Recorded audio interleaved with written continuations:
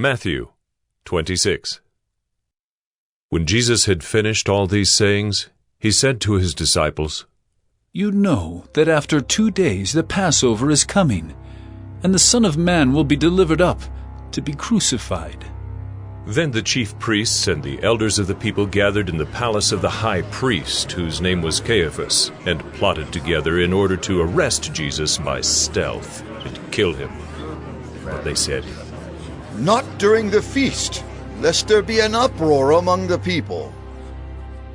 Now when Jesus was at Bethany in the house of Simon the leper, a woman came up to him with an alabaster flask of very expensive ointment, and she poured it on his head as he reclined at table. And when the disciples saw it, they were indignant, saying, "Why this waste? For this could have been sold for a large sum and given to the poor." But Jesus, aware of this, said to them, "Why do you trouble the woman? For she has done a beautiful thing to me.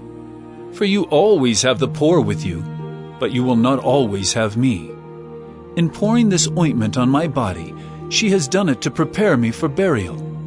Truly I say to you, wherever this gospel is proclaimed in the whole world, what she has done will also be told in memory of her." Then one of the 12, whose name was Judas Iscariot, went to the chief priests and said, "What will you give me if I deliver him over to you?" And they paid him 30 pieces of silver, and from that moment he sought an opportunity to betray him. Now, on the first day of unleavened bread, the disciples came to Jesus, saying, "Where will you have us prepare for you to eat the Passover?" He said, "Go into the city to a certain man and say to him, 'The teacher says, my time is at hand. I will keep the Passover at your house with my disciples.'" And the disciples did as Jesus had directed them, and they prepared the Passover. When it was evening, he reclined at table with the 12. And as they were eating, he said, "Truly I say to you, one of you will betray me." And they were very sorrowful and began to say to him one after another, "Is it I, Lord?" He answered, "He who has dipped his hand in the dish with me will betray me. The Son of Man goes as it is written of him, but woe to that man by whom the Son of Man is betrayed. It would have been better for that man if he had not been born." Judas, who would betray him, answered, "Is it I, Rabbi?" He said to him, "You have said so." Now as they were eating, Jesus took bread, and after blessing it, broke it, and gave it to the disciples, and said, "Take, eat. This is my body." And he took a cup, and when he had given thanks, he gave it to them, saying, "Drink of it, all of you. For this is my blood of the covenant, which is poured out for many for the forgiveness of sins. I tell you, I will not drink again of this fruit of the vine until that day when I drink it new with you in my Father's kingdom." And when they had sung a hymn, they went out to the Mount of Olives. Then Jesus said to them, "You will all fall away because of me this night, for it is written, I will strike the shepherd, and the sheep of the flock will be scattered. But after I am raised up, I will go before you to Galilee." Peter answered him, "Though they all fall away because of you, I will never fall away." Jesus said to him, "Truly I tell you, this very night before the rooster crows, you will deny me 3 times. Peter said to him, "Even if I must die with you, I will not deny you." And all the disciples said the same. Then Jesus went with them to a place called Gethsemane, and he said to his disciples, "Sit here while I go over there and pray." And taking with him Peter and the 2 sons of Zebedee, he began to be sorrowful and troubled. Then he said to them, "My soul is very sorrowful, even to death. Remain here and watch with me." And going a little farther, he fell on his face and prayed, saying, "My Father, if it be possible, let this cup pass from me. Nevertheless, not as I will, but as you will." And he came to the disciples and found them sleeping. And he said to Peter, So could you not watch with me 1 hour?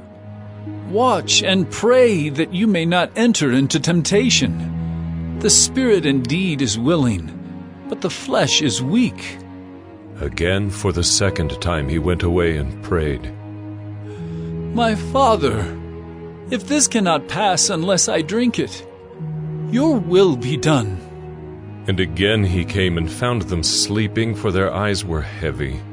So, leaving them again, he went away and prayed for the third time, saying the same words again. Then he came to the disciples and said to them, Sleep and take your rest later on.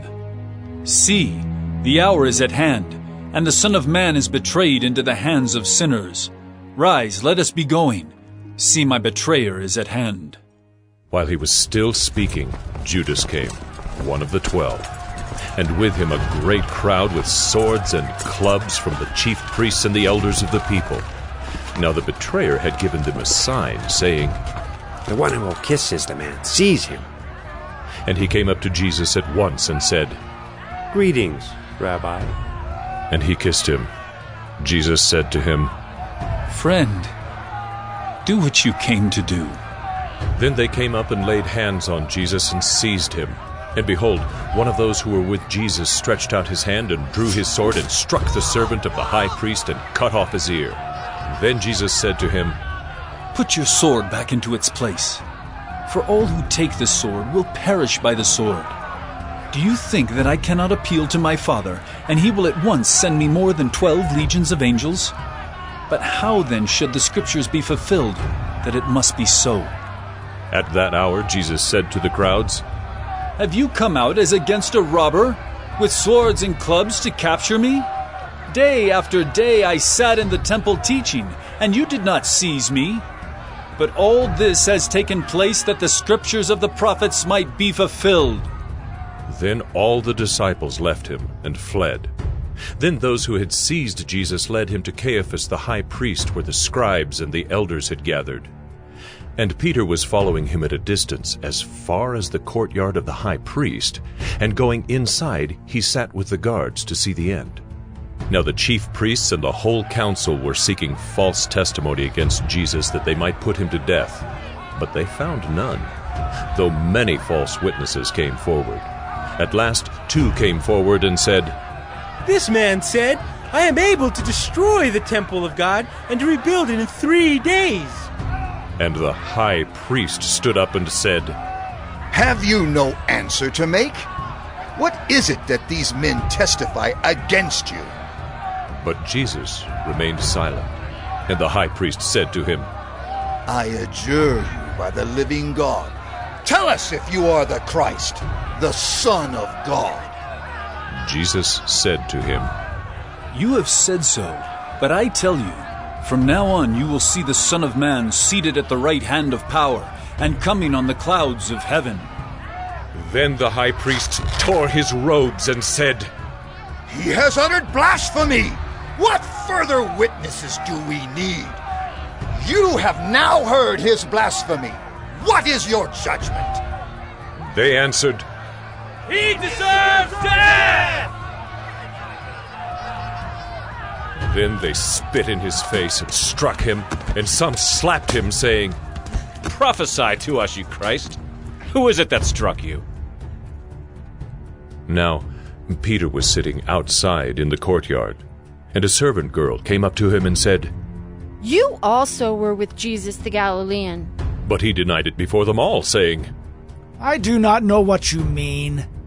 And when he went out to the entrance, another servant girl saw him, and she said to the bystanders, This man was with Jesus of Nazareth. And again he denied it, with an oath. I do not know the man. After a little while, the bystanders came up and said to Peter, Certainly you too are one of them, for your accent betrays you. Then he began to invoke a curse on himself, and to swear. I do not know the man. And immediately the rooster crowed, and Peter remembered the saying of Jesus. Before the rooster crows, you will deny me 3 times.